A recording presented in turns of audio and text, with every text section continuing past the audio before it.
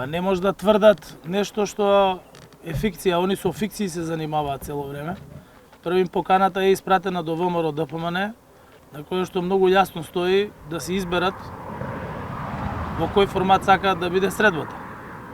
Дали да биде 1+0, 1+1, 1+2, зависно од тоа дали имаат доверба меѓу себе, па смеат да зборуваат еден пред друг или сакаат да одат сами на средба.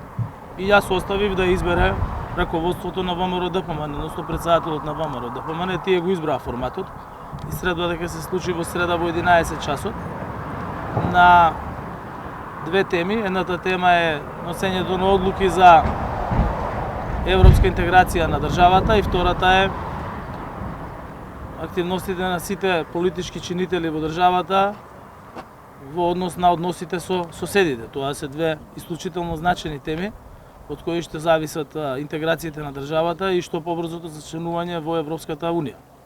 Инаку јас до сега имам кажано дека во државата постојат два концепти. Едниот е концепт за Европска Македонија и вториот е концепт кој што го предвори левица и кој што е за Северна Македонија изолирана.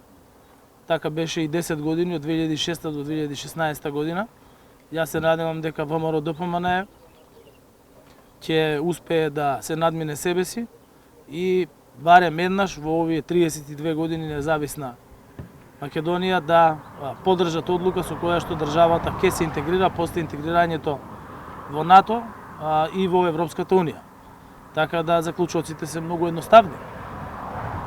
Имаме на една страна интеграција во Европската Унија, а на друга страна изолација.